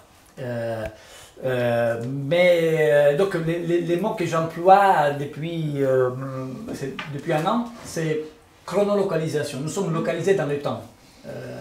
Et c'est là, oui, produit plein de conséquences, la surveillance, le contrôle, l'attente, le désir, la déception, justement. Il a lu mon message il y a 1 minute, il ne me répond pas. Pourquoi? Il s'en fiche. Pourquoi? Il y a quelqu'un de plus intéressant que moi qui est en train de lui écrire. On construit un peu sa personnalité aussi avec ces brebis, ces fragments disons d'état d'âme qui sont toujours des effets d'écriture au sens large, au sens photographique aussi du terme. Oui, sur le truc dont tu parlais tout à l'heure, l'anecdote de tes tantes qui ne te contactent pas. Ben, moi, je me disais, c'est quand même intéressant parce que du coup, c'est vrai qu'il faut faire l'inférence de la personne telle qu'on la connaît, sur quoi est-ce qu'elle a l'information ou pas? Comment? Parce que toi, tu peux t'étonner qu'elle t'appelle pas. Comment ça se fait que personne s'inquiète de moi? Exactement. Ben oui. Ah, mais Alors oui. donc du coup, en fait, il faut savoir qui peut avoir eu connaissance d'eux avant de savoir si on doit s'inquiéter ou non. Enfin, c'est quand même un truc. Et moi, ça me faisait penser aussi à un truc. Il y a tellement de... Et comme je me mets maintenant aussi dans la catégorie mamie depuis quelque temps, je me dis, des fois, je suis un peu déconcertée parce que j'arrive pas à répondre, je sais plus sur quel canal c'est arrivé. Je cherche, c'est pas sur WhatsApp, non, c'est pas sur SMS, c'est pas sur ceci. Et du coup, en fait, on sait qu'on a eu l'information, mais on n'arrive plus à retrouver sur quel... et enfin, je veux dire, c'est quand même une super... une surstimulation par des canaux trop nombreux, quoi. C'est perturbant, quoi. Mais bon, enfin, voilà, ça fait germer pas mal de réflexions, ta présentation, parce que c'est vraiment, je trouve, très stimulant de voir le problème par le côté, et même si c'est que finalement un concept transitoire, la chronologisation, je trouve que c'est très intéressant, même si tu trouves mieux après. Oui. Je trouve que ça fait quand même avancer la pensée là-dessus, parce que franchement, il y a des choses à continuer à réfléchir. Oui. C'est bien, ouais, c'est cool. Merci Christine.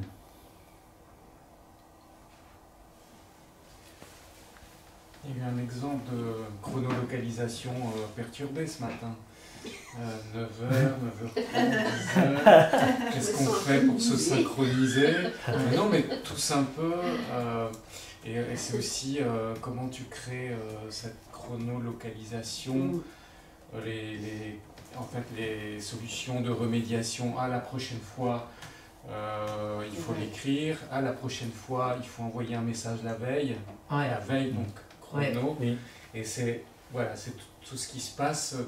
Mais voilà, je me disais, c'est aussi lié à une géolocalisation. Mais là, c'était moins problématique. Sauf pour toi, qu'il fallait guider à l'entrée pour être sûr. Mais pour les autres, ça l'était moins. Donc c'est effectivement pertinent dans notre vie à la fois personnelle et de travail. Moi, si je peux continuer, je me faisais aussi beaucoup de remarques en pensant à notre travail sur l'hybridité des colloques. Et hier, en y pensant, je me disais qu'en fait, finalement, on a tendance souvent à insister sur la fragmentation des espaces et du temps, et que finalement un dispositif hybride tel qu'on a essayé de l'installer au colloque ou tel qu'on le vit ici, c'est quand même, je vois quand même beaucoup de ce que tu disais sur la synchronisation finalement totale, maximale, et que finalement en fait l'hybridité, au lieu de fragmenter, c'est un dispositif qui intègre, mais d'une manière un peu totalisante, totalitaire, et qui du coup pose problème, et qu'en fait finalement c'est finalement cette intégration totalisatrice qui finalement est inconfortable et pose problème, et c'est pas tellement la fragmentation des espaces, et finalement que peut-être si je repense aux commentaires sur les gens qui commentaient leur expérience lors du colloque, c'est plus facile à vivre lorsqu'il y a des échappatoires à cette synchronisation, en fait. Et voilà. Ça, c'était ma première remarque. Et ma deuxième, j'ai vraiment adoré Après, je ne sais pas si anthropologiquement tu as des preuves à Paris on dit tu fais quoi, et à Marseille tu vas bien. Et ça, je trouve ça très très inspirant, ces manières de se synchroniser par des questions différentes en rapport à l'activité ou un affect ou une manière de la vivre. Oui. Et je me disais aussi que ça c'était indissociable, ça marchait toujours ensemble. Enfin, l'idée c'est que ça marche toujours ensemble, mais que les plateformes insistent souvent plutôt sur le tu fais quoi et moins sur le tu vas bien, et que c'est l'humain dont tu parlais qui s'en charge. Mais je ne sais pas si tu serais d'accord avec ça. Quand tu dis j'aime bien moi communiquer avec quelqu'un qui m'est cher, c'est peut-être là la dissociation des deux, enfin, et c'est les deux ensemble qui font l'intérêt de l'activité en fait. Je te remarque si tu veux. Mais merci beaucoup Jean-Franck, parce que tu me fais penser, merci beaucoup vraiment, parce que tu me fais penser aux questions que Facebook nous a posées au fil de ces dernières années, à partir du moment où on ouvre notre page. Et avant, c'était, ils nous demandaient ce que nous voulions dire. Ce que nous voulions dire. Et puis, c'était, tu fais quoi? Tu fais quoi? Qu'est-ce que tu es en train de faire? Et donc, le titre de notre mur et notre statut, c'était la réponse. Là, vraiment, c'est la réponse. Parfois, nous sommes vraiment dans une position de réactivité. Nous répondons à une question. Et il y a un pouvoir performatif dans les questions qui nous ont posées par plein de plateformes dans un but marchand très souvent. Et cette stratégie de marchandisation de notre temps va avec les logiques de géomarketing. Bientôt, nous aurons peut-être des applis qui, sur la base de géolocalisation et sur la base de la vente de ces données à Darty, en sortant du métro, nous dirons « Ah, toi, tu peux profiter de l'offre qui va durer jusqu'à, donc encore un marqueur temporel, 10h30, c'est chez Darty. » Et tu te tournes à droite et c'est Darty. Tu dis « Ah, mais c'est magique. » Non, non, c'est pas magique. C'est que tes données... Et moi, je viens de déménager à Romainville, dans les Grands Paris, et on dirait que toutes les grosses chaînes de la ville sont au courant de mon déménagement. Qui leur a vendu les infos? L'agence immobilière ou alors Free, parce que je demandais à Free justement les déplacements. Mais comment se fait-il que Darty, Boulanger, Lidl, tout le monde sait que je suis là? Mais merci beaucoup. Donnez-moi le temps de sortir, de faire des courses. C'est vraiment... il y a des aspects, voilà, ça fait rire même, il y a des aspects heureusement comiques là-dedans, mais en réalité, la souffrance et le burn-out qui n'est pas toujours lié à une dynamique, la dynamique professionnelle, est là parce que en réalité, c'est les modèles entreprises qui semblent s'emparer de tout le reste de la vie. Tout doit être géré. C'est ce verbe-là que je déteste. Gérer. Comment tu gères ça? À toi de gérer. Gérer les temps. Gérer l'enfant. Qui gère ça? Mais pourquoi il faut être toujours dans la gestion plutôt que chercher des formes un peu plus sensibles et moins stratégiques?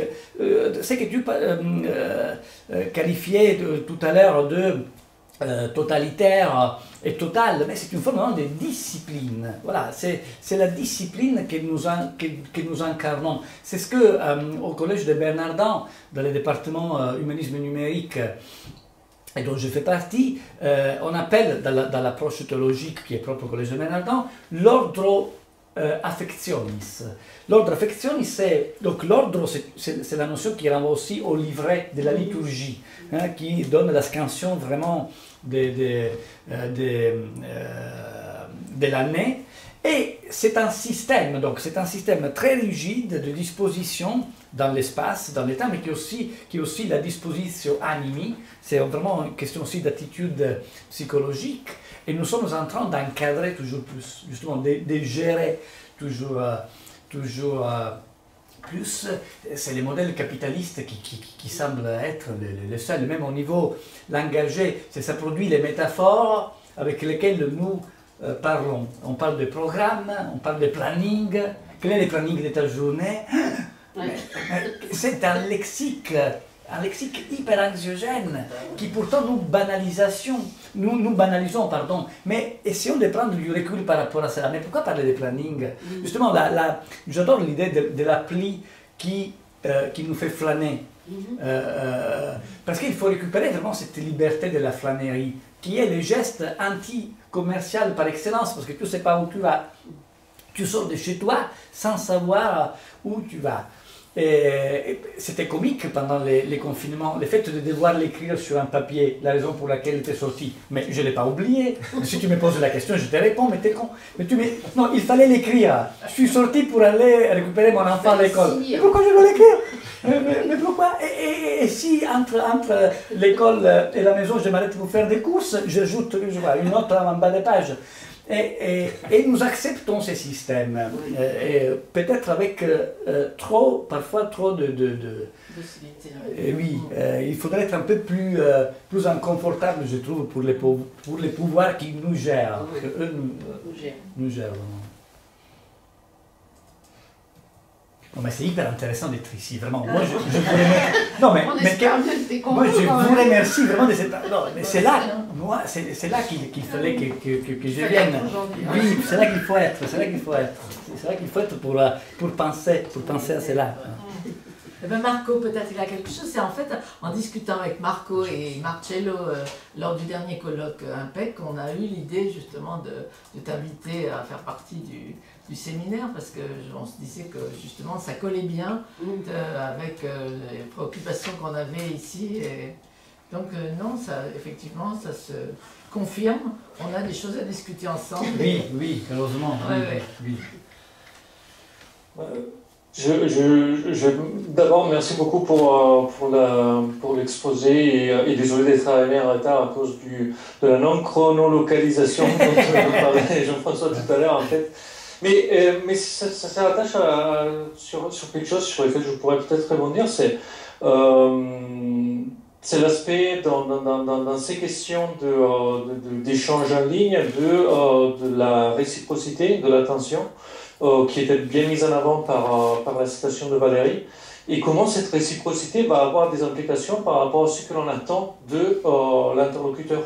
Donc on a parlé, on a évoqué des mots comme présence, distance, peut-être aussi la transparence du fait qu'on est ou pas disponible. Et je me dis jusqu'à quel point on insiste à la création de routines ou d'une politesse finalement, de ce qui est attendu ou pas par rapport à quand quelque chose se passe dans ce contexte-là qui est finalement assez différent. Quand je suis en face à face, si quelqu'un me parle, je sais qu'à ce moment-là, j'ai l'obligation de répondre. Si quelqu'un me parle et je me tourne et je pars, c'est la chose la plus horrible que je peux faire à cette personne. Est-ce qu'on a quelque chose qui se rapporte à ça dans la communication en ligne, ou est-ce que finalement on a une sorte d'hybridation, un mélange de genres qui fait que on a pas mal de malentendus? Par exemple, ce matin du coup c'était extérieur. Qu'est-ce que c'est que être extérieur? Est-ce que c'est de ne pas être à Lyon? Est-ce que c'est de ne pas être dans le groupe de réflexion en PEC et du coup ça engendre des malentendus derrière? Donc voilà, je pensais un petit peu à ça et bon, si on avait 2 heures, j'essaierais de rattacher ça aux pensées de la reconnaissance, de l'estime de soi de Ricoeur ou aux questions d'autonomie chez Kant, l'impératif. Enfin, quand Christelle disait les côtés un petit peu moins beaux du chez soi, ça m'a fait penser au penchant, ce que Kant appelait les inclinations, que l'on essaierait d'éviter avec l'impératif catégorique. Voilà, mais bon, je vais pas développer tout ça, sinon on a vraiment pour 1 heure. Non, mais je suis d'accord. En tout cas, merci beaucoup. Non, c'est moi qui te remercie parce que c'est vrai qu'il y a une critique de la raison pratique à réécrire. Parce que nous sommes en train de recoder des formes de politesse. Justement, je ne quitte pas mon interlocuteur qui est en train de me parler, mais je ne quitte pas non plus les 3 points de suspension qui s'animent sur WhatsApp. Sans me dire désolé, au revoir, on s'écrit plus tard. On ne quitte pas l'attention de l'autre. Si cette attention est en train de, justement, si ça bubule, si ça pétille, les 3 points de suspension, politesse, une politesse que nous sommes en train de coder, demande soit d'attendre ou alors de dire au revoir, mais pas de les quitter sans les prévenir. Et nous sommes en train de coder plein d'autres formes de politesse. Je cite souvent mes étudiants l'exemple de Ikea, qui a fabriqué une nappe avec des poches. Les poches, donc vous posez votre assiette à côté de cette poche. La poche est faite dans un tissu plus transparent que celui de la nappe. pour que vous puissiez enfiler votre smartphone et voir pendant les repas si ça clignote ou pas. Est-ce que ça, c'est poli ou pas? C'est Ikea qui les fait. Attention, Ikea, qui aujourd'hui s'est emparé de l'imaginaire maison-famille. Ikea qui a su nous vendre la contrainte de l'assemblage à la maison comme étant un moment de complicité, de convivialité intergénérationnelle grâce auquel l'enfant dit « ça c'est moi qui l'ai monté avec mon papa ». Donc Ikea nous dit « vous avez le droit de regarder votre smartphone, de consulter votre smartphone pendant que vous mangez ». Est-ce que c'est bien? Voilà vraiment la nouvelle critique de la raison pratique. Est-ce que c'est bien? Est-ce que c'est beau? Voilà. Est-ce que c'est beau de se partager lorsqu'on a quelqu'un vis-à-vis de nous entre son visage et l'écran? Nous les faisons, toutes et tous, je crois, ici, très souvent. Nous les faisons. Mais est-ce que c'est beau? Est-ce que c'est ça qu'il faudra transmettre à la génération suivante pour laquelle ce sera banal de le faire? Si papa et maman, si les enseignants, les institutrices, les instituteurs le font, ce sera normal de le faire, tout comme plein de choses ont été normalisées. Les sites de rencontres ont été évoqués tout à l'heure, mais déjà aujourd'hui, si un enfant qui a 5 ans, aujourd'hui, qui demandera dans 10 ans à ses parents où ils se sont connus, la réponse étant sur Tinder, cet enfant dira « Ah, vous aussi !» Et pour lui, c'est absolument normal, tout comme pour moi, de savoir que mon père et ma mère se sont connus à la table d'un restaurant où c'était pas un algorithme qui les avait fait matcher, mais c'est la même chose, parce que c'était une amie en commun aux deux qui s'était dit que ça pouvait matcher entre les deux. Et en fait, c'était le cas. Et ils se sont mariés, ils ont des enfants, et ça c'était normal pour moi. Et ce sera normal pour... alors qu'encore il y a 15 ans, quand on parlait des sites de rencontres, il y avait toujours des souris imprimées comme ça, comme si c'était un truc d'handicapés sociaux dans les sites de rencontres. On connaît plein de couples, de familles hyper heureuses qui se sont connus sur Tinder. Et on a le droit de les faire. Hein. Et donc on les fait, et on le trouve très bien aussi.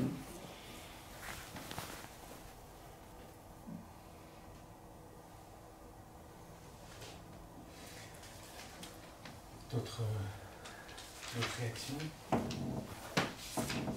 Juste pour parler par rapport à l'attente et l'attention par rapport au temps, parce que dans l'armée, un exemple précédent, on a un clairon qui sonne à toutes les heures pour les rassemblements, si bien que nous avons tous des montres ou bien des horloges, mais on se fie au temps du clairon. Donc, avec cette attente, donc, on s'est fié exactement au clairon qui faisait, voilà, en fonction aussi de l'appel, du son du clairon, qui est synonyme de temps, en même temps le son qui était synonyme d'information. Parce que voilà, le son, ou bien la nature du son, pourrait déterminer de quel type de rassemblement on devait avoir. Si c'est un appel pour la gare, appel pour un rapport pour dire ce qui se passe dans la zone, etc. Ou bien un appel pour dire que c'est un appel pour aller aux couleurs. Donc on a cette information qui est déterminée à la fois par l'attente et par l'attention. D'une autre part aussi, dans ma thèse, pour parler d'identité, etc., là j'ai essayé de définir en fonction de l'identité par rapport à la présence en ligne que vous avez développée, d'une autre part aussi par rapport aux traces, comme quelqu'un comme Inatou qui a défini l'identité numérique par rapport aux traces. Donc si on définit l'identité par rapport à la présence, comme dit Merzo, ou bien l'identité par rapport aux traces comme Iterance, donc en certains moments, il faut voir cette identité, ou bien ces présences, ou bien ces traces, est-ce que c'est défini par rapport au temps? Donc en certains moments, c'est pour voir si c'est authentique ou bien n'est pas authentique, la présence, etc. Merci beaucoup de votre remarque, parce que oui, ça pose un problème essentiel pour toute identité. L'identité a du mal à rester identique à elle-même dans le temps. Le temps, et ça l'avait dit déjà Héraclite, Donc le temps est un paradoxe pour l'identité. Parce que rien n'est exactement identique lui-même, à soi-même, au bout mais déjà de quelques minutes ou de quelques heures, quelques années. Et c'est vrai que les infos que les marqueurs temporels peuvent nous donner sur ce que les autres sont en train de faire, mais sont aussi des infos identitaires, justement. Nous sommes identifiés un peu comme lorsque nous arrivons à la caisse d'un resto. Vous êtes qui? Poulet, rôti, oui, c'est moi. Oui, c'est moi. Oui, c'est moi celui qui a mangé ça. Voilà, et on est identifié sur la base de ce qu'on vient de faire. Et sur l'étiquette, justement, là aussi, un marqueur temporel. Donc cette documentalité, comme l'appelle Maurizio Ferraris, selon laquelle donc, la société s'est faite, et elle existe sur la base des documents en commun. Si on fait confiance et qu'on valide les mêmes documents, justement ce que vous disiez, oui, ça pourrait ne pas sonner parce que tout le monde a sa montre ou son smartphone, mais il faut que ça sonne quand même pour que les messages soient universels. C'est une question d'autorité aussi. C'est vrai que la montre a fait autant ce que Martin Luther a fait à la Bible, c'est-à-dire qu'elle l'a popularisé. Mais les rapports à l'autorité demeure. Parce que si je passe devant la gare de Lyon et que le cadran de la gare de Lyon affiche midi et que ma montre me dit, montre que je n'ai pas d'ailleurs, donc plutôt mon smartphone, d'où la centralité du smartphone dans cette histoire, me dit qu'il est midi et 5, je ne sais pas si croire à la gare de Lyon ou mon smartphone. Donc c'est aussi une question des croyances, justement, tout ce qui fait l'imaginaire que je veux analyser maintenant à l'INA, mais ce sont les croyances, les traditions, les informations, les récits, la transmission. Je connais bien les travaux de Louise Meursault parce que c'est avec elle que je commençais à travailler ici en France.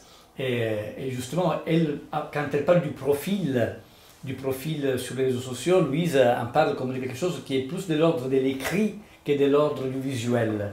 Alors qu'on pense très souvent au profil, c'est les photos, c'est l'image, mais le profil c'est surtout aussi ce qu'on écrit, ce qu'on raconte. Et donc forcément quand on est dans les récits, on est pris dans une dimension temporelle.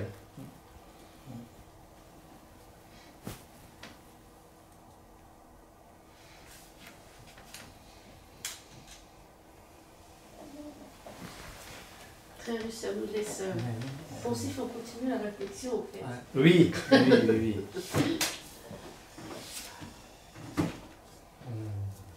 Alors, si on se chronolocalise dans le temps du séminaire, on peut s'arrêter là.